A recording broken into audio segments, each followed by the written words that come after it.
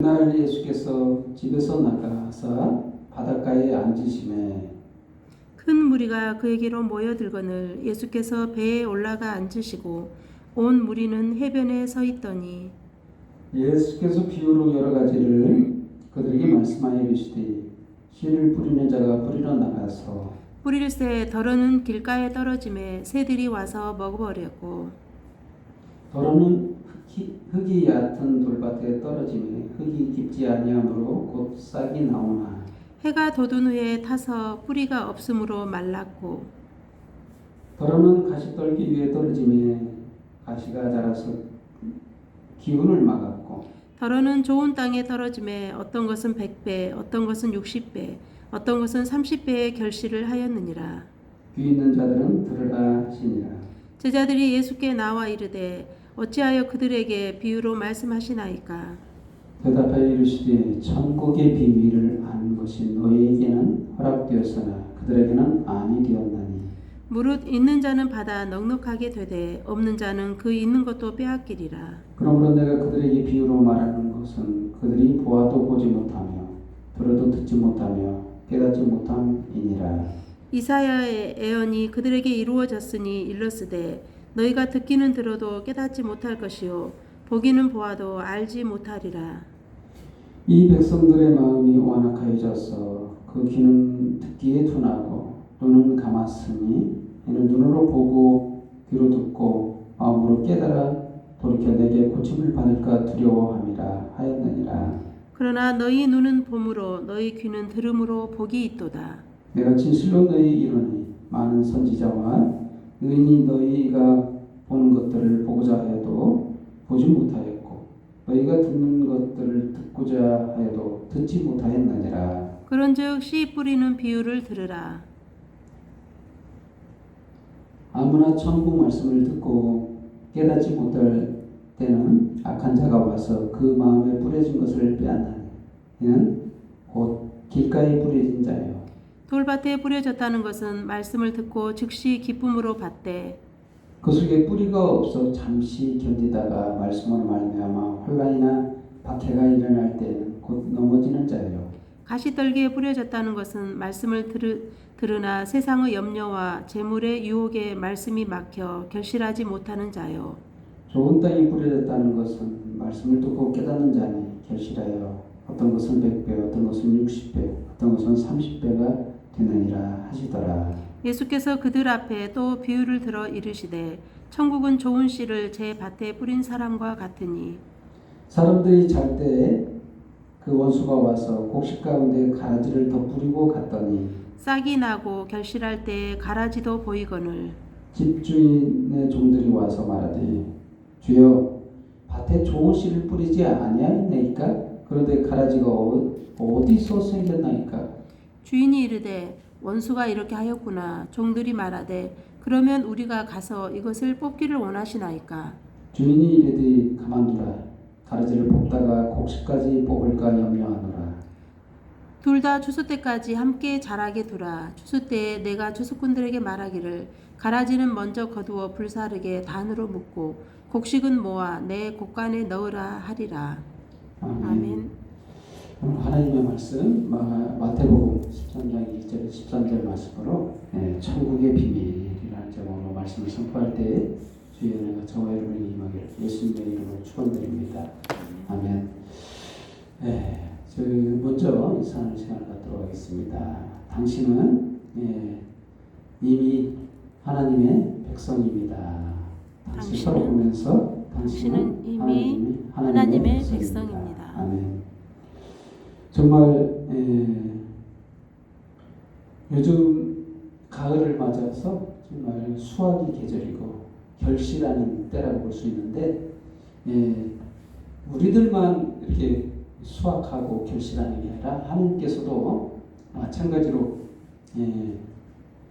자신의 수확을 위해서 지금도 일하고 계시다라는 것을 알 수 있는데 오늘 본문 말씀을 통해서 하나님께서 우리에게 주시는 말씀 좀 많이 들어서 익히 많이 들은 내용이죠. 씨 뿌리는 비유라고 해서 많이 알려진 본문 말씀이라서 식상하게 생각할 수 있는데 전혀 식상하지 않습니다. 하나님의 말씀은 굉장히 우리에게 중요한 얘기를 하고 있는 거예요. 천국의 비밀이잖아요. 천국의 비밀. 이 천국에 대해서 모르면 도대체 뭘 알아야 될까요? 우리가 가장 중요한 것을 알아야죠. 근데 이게 중요한 이 천국에 비밀로 쌓여 있다. 비밀로 쌓여 있다는 거죠. 그냥 아무나 다 깨닫는 게 아니라 깨닫는 자만 깨닫고 믿는 자들만 믿게 된다는 것을 알 수 있는데, 유명한 오늘 본문 말씀이죠. 이 기독교인이라면 많이 들었던 내용인데, 정말 땅이 오늘 본문 말씀에 보면 땅의 종류가 4가지 종류가 있습니다. 길가, 볼밭, 그리고 가시떨기 위에 좋은 땅. 이게 땅이 4종류의 땅이 있는데, 이것은 인간의 마음밭이라고들 많이 알고 있죠. 정말 마음밭이 어떻게 돼야 되냐 했을 때 우리들의 노력이 필요한 건가 이렇게 생각하기가 쉽죠. 허나 사실상 우리가 노력한다고 해서 길가 같은 우리 마음이 좋은 땅이 될까요? 어떻게 하면 우리가 길가 같은 마음에서 좋은 땅이 될 수가 있는가? 누가 경작해야 되나? 갈아엎으시는 분은 하나님이신데, 사실상 정확하게 말하자면 농부가 피땀 흘려 일해야만이 좋은 땅이 돼요. 그래서 우리가 생각에는 우리가 좋은 땅이 되어야 되는 거 아닌가? 우리가 마음을 회개하고 갈아엎고 우리가 해야 되는 것처럼 생각하는데, 사실은 우리에게 달려있는 게 아니에요.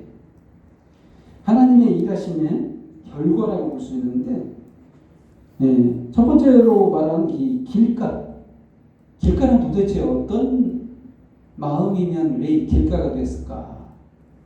길이라는 거 생각하면 농사 짓는 땅이 아닙니다. 이거는 농부는 알듯이 이 길은 왜 만들어요? 길 필요합니다. 농사 지려면 길이 있어야 농사를 지. 이거는 절대 씨 뿌릴 땅이라고 생각하지 않는다. 단단하게 다져져 가지고 씨를 뿌려도 씨가 뿌리 내릴 수 있는 그런 땅이 아니에요.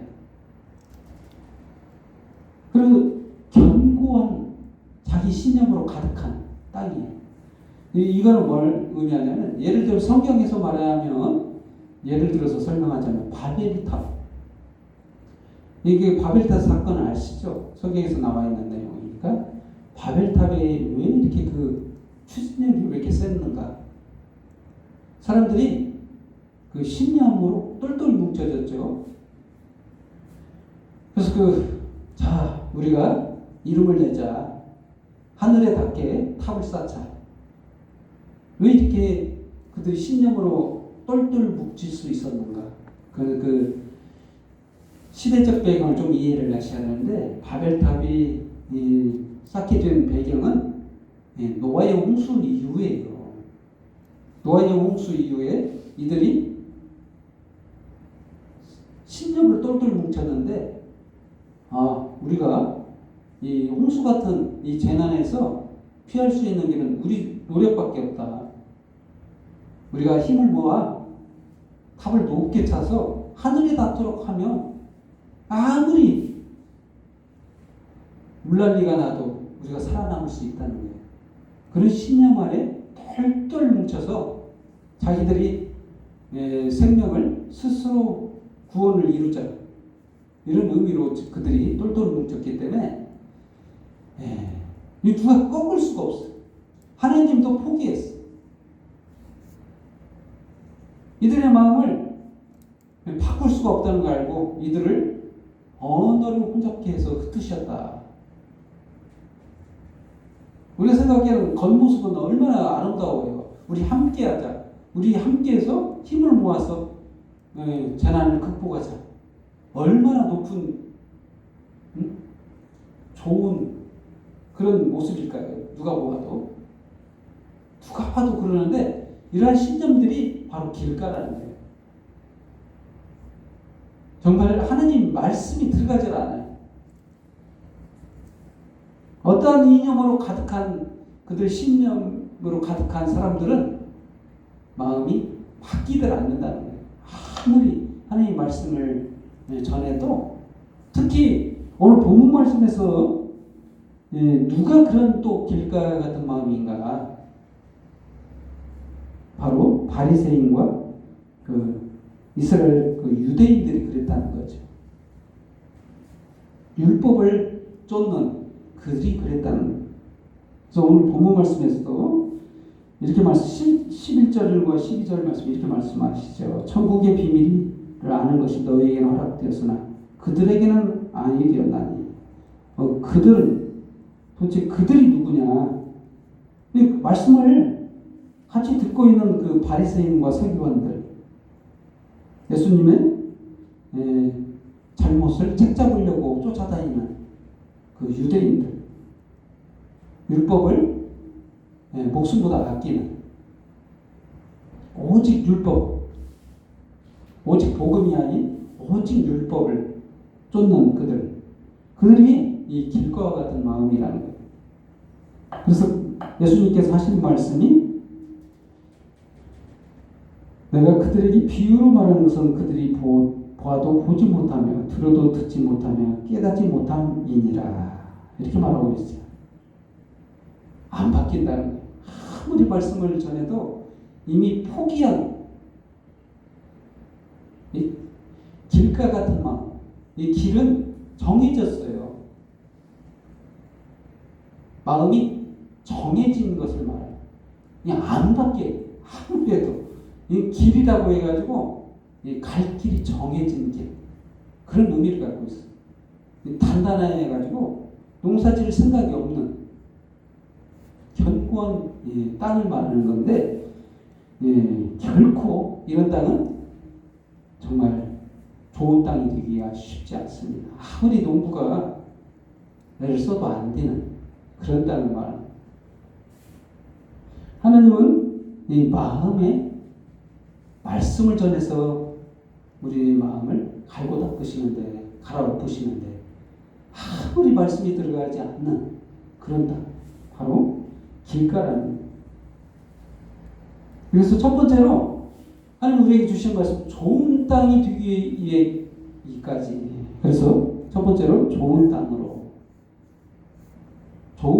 가는 것은 우리 노력이 아니라는 거예요. 하나님의 노력으로 되는 것인데, 두 번째 돌밭은 아직 희망이 있어요. 돌을 좀 주워내고 거기에 거름도 주고 갈아엎고, 그래서 좀 희망이 보이는, 하나님의 노력을 했을 때 노력의 결과를 볼 수 있는, 이게 뒤에 순차적으로 되어 있죠. 길가, 돌밭, 가시밭, 가시떨기, 그리고 좋은 땅, 순서대로 되어 있잖아요. 좀 돌밭은 풀이 잘 자라지 못해요. 결실이 힘든 땅을 말합니다. 아직 경작하기는 너무 어려운 땅. 뿌리가 자라기는 해도 뿌리 내리지를 못해서 말라버리는 땅. 아직 그 하나님의 노력이 굉장히 필요한 땅을 하나님이 토로한 거예요. 예수님께서 아무리 애써도 정말 시간이 많이 필요한 땅, 돌밭과 같은 땅이다. 그리고 가시떨기, 이게 좀 심차적으로 뭔가 좀 자라죠. 돌밭에는 가시떨기도 못 자랐어요. 가시떨기라는 것은 그나마 가시떨기라도 자랄 수 있는 땅. 이제 가시떨기 그 풀을 뽑아내고 좀 잡초를 제거하고 이제 경작만 하는 땅, 하면 되는, 거름도 주고 관리를 조금만 하면 될 땅. 그래서 하나님의 입장에서는 좀 더 가능성이 보이는 땅, 이 가시떨기예요. 조금만 더 노력하면 하나님이 결실할 수 있는 땅이라는 거예요. 그런데 가시떨기에도 결국에는 가시떨기가 기운을 막아서 결국은 결실하지 못한 그런 땅이라는 거죠. 가시떨기도. 그럼 좋은 땅, 좋은 땅에 심혈을 하나님께서 심혈을 기울였던 그 땅은 결국은 열매를 맺게 되는, 결실하게 된다는 거죠. 그런데 100배, 60배, 30배의 결실을 보는 땅이다. 정말 이것도 귀 있는 자들은 들으라, 하나님께 말씀하시죠. 그래서 이 좋은 땅이 되기 위해서는 필요 조건이 뭐냐? 내가 좋은 땅으로 돼야 되는 건가? 우리가 지금까지는 그렇게 들어왔죠. 많은 목회자들이 너 그렇게 해가지고는 좋은 땅이냐? 그런 비난도 많이 받았죠. 그렇게 해가지고 네가 구원 받겠느냐? 열심히 해야지. 네가 열심히 해야지. 이렇게 많이 들어왔는데, 이래가지고 좋은 땅이 되는 게 아니라 하나님께서 우리 안에서 많은 일을 하셔야만이 좋은 땅이 되는 거예요. 이 좋은 땅이 되기까지는 하나님의 피땀이 필요하다. 그렇습니다. 그리고 이러한 천국 비밀은 아무나 들을 수 있는 얘기가 아니라는 거예요. 그래서 비밀이란, 비밀은 아무나 알 수 있는 게 아니라는 거예요. 그렇습니다. 정말 우리들이 좋은 땅 된 이유는 하나님의 노력과 피땀이 있었다는 것을 저와 여러분 알고, 이러면 누구한테 영광을 돌려야 되겠어요? 나한테 영광을 돌릴 게 하나도 없어요. 오직 하나님께 영광을 돌려야 돼요. 내가 예수 믿게 됐다는 그 결과물은 나의 노력이 아닌 거예요. 하나님의 정말 큰 노력 없이는 되지 않았다는 것을 우리는 알아야 됩니다. 그렇습니다. 이사야의 예언을 인용하고 있죠. 너희가 듣기는 들어도 깨닫지 못할 것이요, 보기는 보아도 알지 못하리라. 이 백성들의 마음이 완악하여졌어. 그 귀는 듣기에 둔하고 눈은 감았으니 이는 눈으로 보고 귀로 듣고 마음을 깨달아 돌이켜 내게 고침을 받을까 두려워함이라. 좀 이상한 말이죠. 그러나 좀 뉘앙스가 그렇죠. 이들은 정말 견고한 길가 같은 그들의 마음이 정말 돌아서기 힘든 지경에까지 이르렀다는 것을 시적 표현으로 말씀하고 있다는 것을 알 수 있어요. 정말 하나님이 그들에게 구원을 안 주시려고 그러는 것이냐, 이렇게 오해하는 말씀으로 이해하시면 안 돼요. 정말 그들이 안타까워서 하시는 말씀인 거예요. 전혀 하나님의 말씀이 들어가지 않는다. 하나님의 말씀이 구약이라는, 이 시점에서는 구약이죠. 구약의 그 능통한 그들인데도 불구하고 본질을 깨닫지 못한다. 그래서 그들의 마음이 이 길로 정해진 것처럼 아주 단단해져서 정해져 버린 거예요. 안 바뀌어요. 아무리 하나님 말씀이. 그래서 이들이 율법을 잘 지키고 잘 해서 하나님이 너희들이 너무 잘한다 그랬었으면 예수님 올 필요가 없었습니다. 잘 지키는 것 같은데 100% 지키지를 못하는 거예요. 율법은 완전성에서 결핍하다는 거예요. 그래서 그들은 율법을 지키기 위해만 살지 지키는 걸로만 최고로 하려고, 그러한 그 하나님의 본질은 깨닫지 못하는 그들이 바로 길가가 되어버렸다는 거예요. 정말 이런 마음이 완악하고 귀가 듣기는 둔하고 눈은 감았다. 눈으로 보고 들어도 깨닫지 못한다. 그렇습니다. 그러나 믿는 우리들은 어떻습니까? 너희 눈으로 봄으로 너희 귀는 들음으로 복이 있다. 이렇게 말씀하시죠. 16절 말씀. 이거는 하나님의 은혜인 거예요. 하나님께서 우리 안에서 역사해서 결과물을 낸 거예요. 우리가 처음부터 여기 하나님의 말씀을 쏙쏙 들어가고 마음밭이 좋은 밭이어서 그냥 다 받아들이는 거 아니라는 거예요. 하나님의 결실이에요. 하나님의 노력, 하나님의 공로라는 거죠. 자랑할 것이 하나도 없는 겁니다. 그렇습니다. 두 번째로 그래서 결실할 때까지, 우리 마음이 결실할 때까지 하나님이 일하십니다. 23절 말씀. 좋은 땅에 뿌려졌다는 것은 말씀을 듣고 깨닫는 자니 결실하여 어떤 것은 100배, 어떤 것은 60배, 어떤 것은 30배가 되느니라. 이 농사라는 것을 들여와서 예수님께서 비유로 설명했다는 것을 좀 이해를 하셔야 되는데, 이해를 돕기 위해서 비유를 들어 쓰는 거예요. 지금 농사 얘기하는 거 아닙니다. 지금 농사 얘기 아닌데 농사 얘기를 빌어서 하나님도 농사하신다.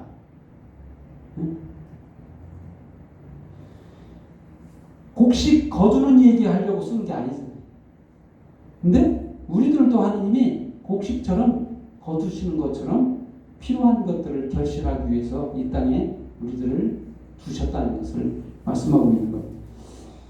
이 본질을 이해를 하셔야죠. 정말 예수님께 비유를 들어서 설명한다는 것은 우리가 잘 이해하도록 비유를 들어 설명하는 겁니다.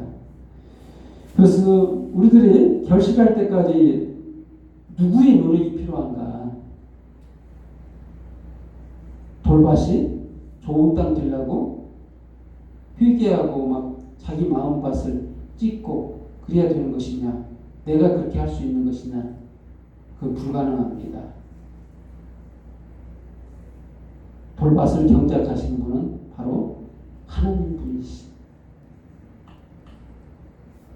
그것도 말씀으로 경작해. 말씀으로 경작한다는 것을 아셔야 돼요. 세상 만물에 농축되어 있는 게 뭐냐? 말씀이에요.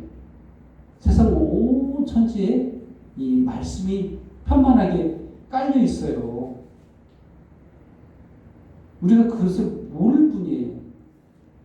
하나님의 말씀으로 경작한다는 말을 우리가 이해를 못하는데, 모든 천지가 만물이 하나님의 말씀으로 지어졌어요.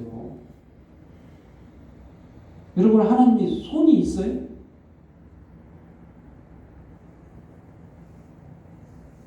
손으로 빚었다 이렇게 표현하는 것은 인간이 좀 이해하도록 설명하기 위해서 써놓은 거예요. 하나님 손이 영적인 존재로 계시기 때문에 육체적인 그런 우리 존재 방식으로 존재하는 게 아니기 때문에, 원래 본질은 예수님은 육신으로 오신 하나님이지만 본질적으로 하나님은 육체가 없으셔요. 원래는 이 말씀으로 창조했다는 말이 맞는 거예요. 논리적으로 볼 때 손으로 이렇게 빚어서 창조하는.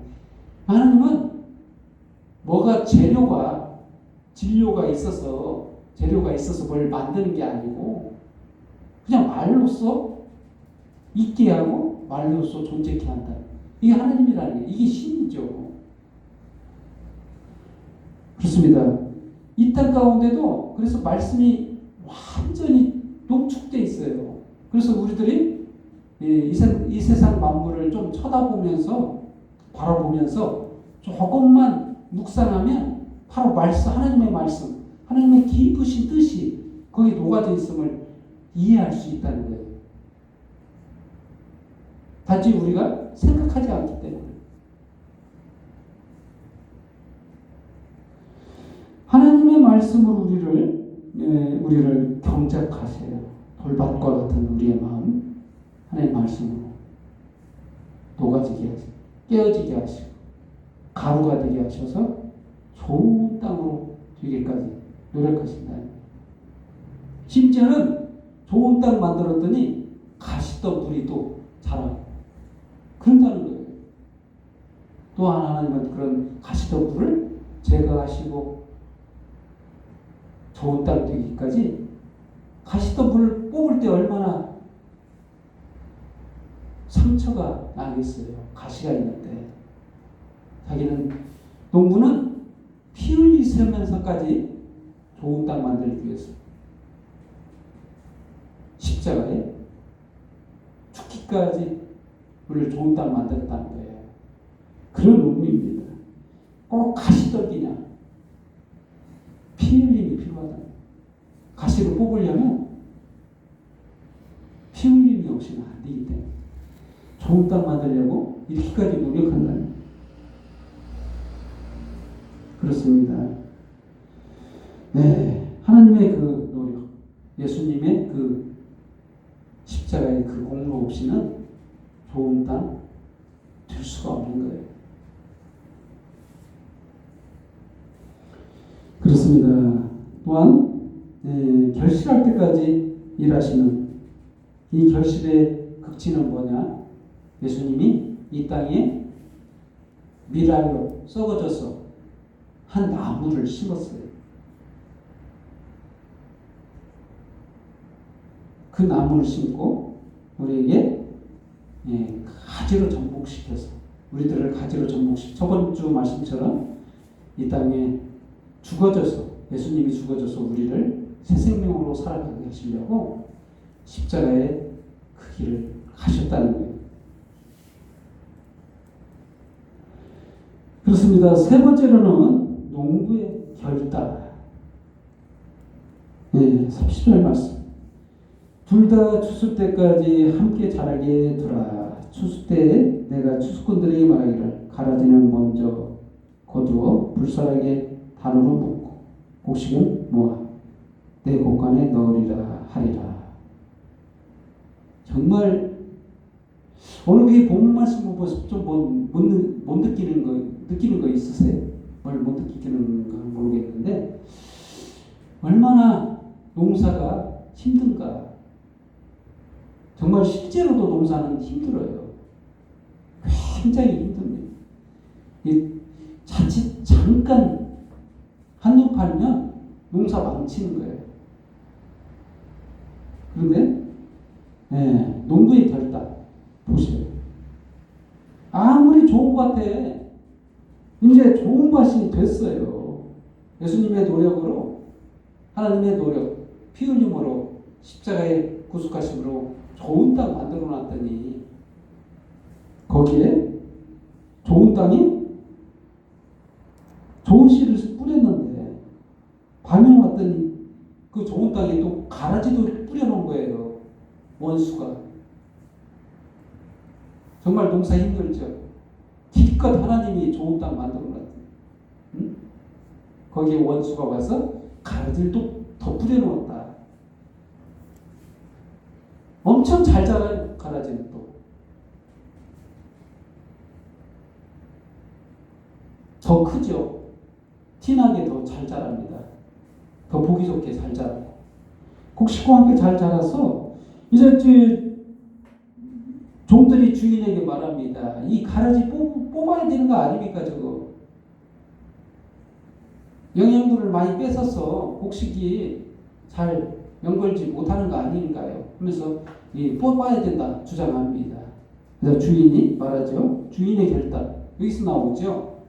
마지막 때까지 그냥 두라. 정말 천국은 이와 같다는 거예요. 어떻게 같이 모여있는 교회 안에도 가라지가 있다는 겁니다. 이거는 그런 의미예요. 아무리 좋은 땅 같아요. 잘 자라는 정말 성도 같은 그런 모습을 하고 있지만 섞여 있다는 거죠. 성도들과 교회 안에는 곡식과 가라지가 섞여 있는 것처럼 우리 안에도 우리 그 세상 보이는 교회 안에는 온갖 가라지들이 같이 섞여 있다. 말씀을 잘 봤는데 결국 열매는 가라지를 거두는 거죠. 이 가라지가 뭘까?